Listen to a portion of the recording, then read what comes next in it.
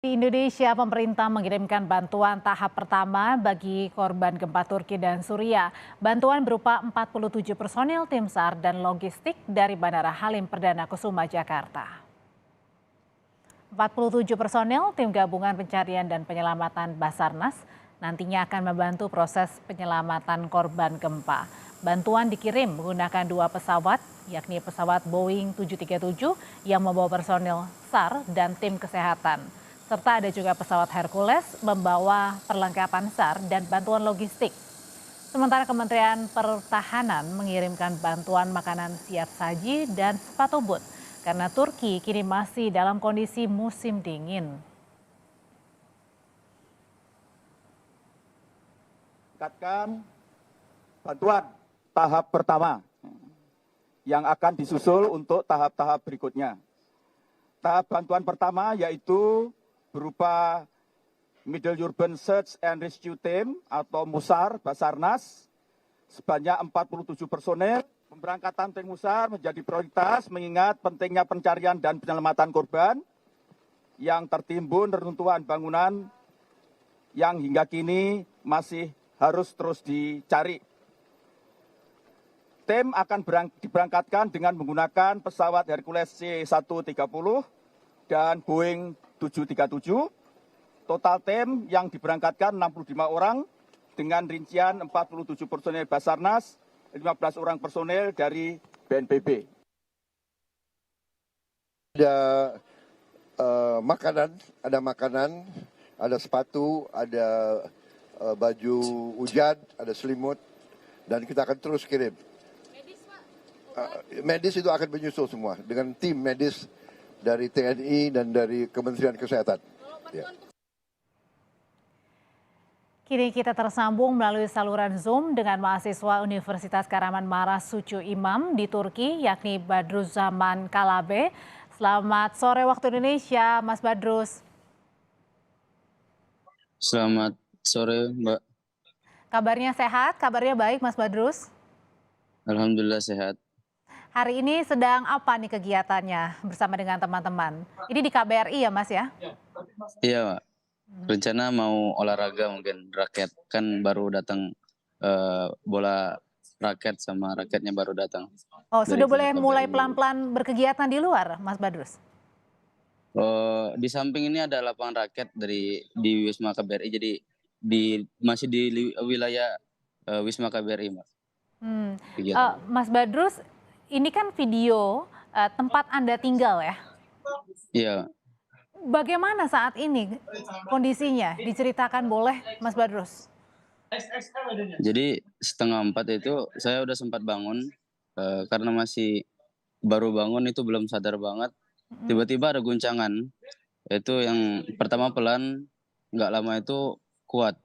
Nah, itu menyebabkan dinding-dinding di kamar saya itu semuanya runtuh. Semen-semennya itu semuanya runtuh. Begitu mau keluar itu pintunya masih terkunci dan posisi itu di rumah saya semuanya sudah mati lampu. Jadi buat nyari kunci itu susah dan akhirnya saya ambil keputusan buat berlindung di bawah meja. Setelah gempa selesai baru saya berusaha buat keluar dari apartemen saya.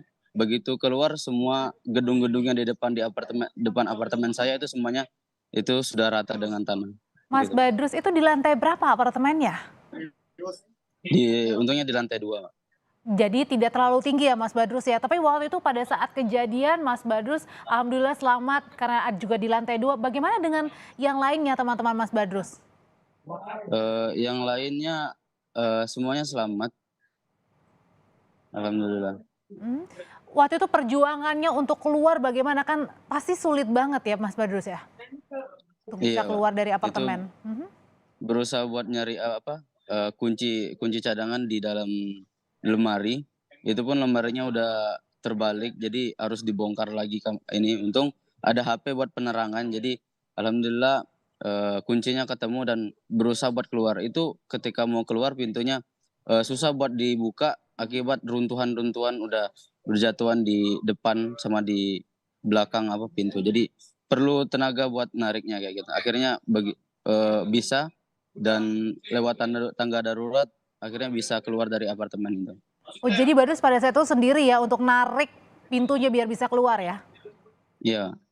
Kalau yang lain, Mas Badrus lihat kanan kiri pada saat mau menyelamatkan itu gimana kondisinya di sana? Em, itu semua tetangga yang di samping apartemen saya, semuanya tetangga itu semuanya panik dan berusaha buat nenangin satu sama lain kayak gitu. Itu begitu keluar apartemen itu posisi lagi hujan juga, itu udara -3, yang apa namanya kan masih kedinginan banget gitu. Akhirnya cuman bisa setelah dari gempa pertama itu kita cuman bisa menyelamatkan mungkin jaket sama HP kayak gitu. Akhirnya pas di luar itu yang ada beberapa tetangga yang cuman memakai kaos doang, ada yang cuman memakai singlet doang, celana pendek, dan itu sangat dingin banget gitu. Jadi yang hanya bisa terselamatkan apa yang dipegang sama Mas Badrus ya. Mas Badrus di situ Iya. melihat nggak ada korban yang luka, kira-kira terhitung nggak ada berapa di sekitar Mas Badrus? Kalau perkiraan kurang tahu Mbak, karena di situ posisinya waktu setelah kejadian itu posisi semua di depan apartemen itu nggak ada lampu, semuanya mati lampu kayak gitu.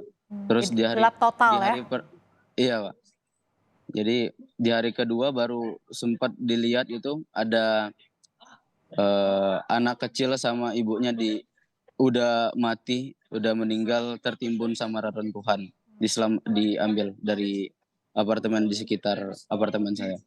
Pada saat Mas Badrus keluar selamat dari apartemen, butuh waktu berapa lama untuk bisa diamankan ke tempat yang aman, Mas Badrus? Itu belum ada penyelamatan. Jadi kita sendiri yang berinisiatif buat berlindung di tempat yang aman itu. Jadi di sekitar apartemen itu ada taman yang cukup besar. Jadi semuanya di sana mungkin sama tetangga-tetangga yang lain buat api di sana buat menghangatkan diri sama buat mengamankan dari runtuhan-runtuhan bangunan gitu. Mas Badrus, ini kan Mas Badrus yang ambil videonya ya Mas ya? Ini ya. Iya, Mbak. Nah ini berarti yang runtuh ini adalah apartemen Mas Badrus? Yang runtuh total ini yang di kanan? Ini? Oh itu bukan Mbak, itu di depannya, di depan apartemen saya.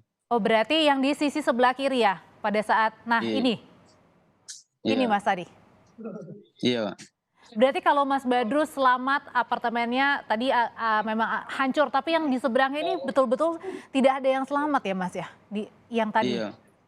Iya, beberapa apartemen itu ada yang selamat. Mungkin itu semuanya itu bangunan tua. Jadi semuanya rata sama tanah gitu. Pada saat Mas Badrus tadi sudah keluar dari apartemen, sempat juga berkumpul ya untuk mencari tempat yang untuk menghangatkan.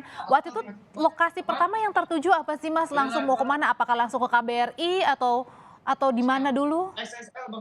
Belum sempat kepikiran Mbak. Jadi tujuan pertama tuh supaya aman dulu dari bangunan-bangunan yang runtuh. Baru sempat kontekan sama teman itu dia bilang di kantor gubernur itu baru sekitar jam 12 siang itu baru sempat ketemu sama teman-teman. Jadi sebelum dari itu saya sendirian sama teman saya berdua itu di taman buat ngangatin diri, Pak.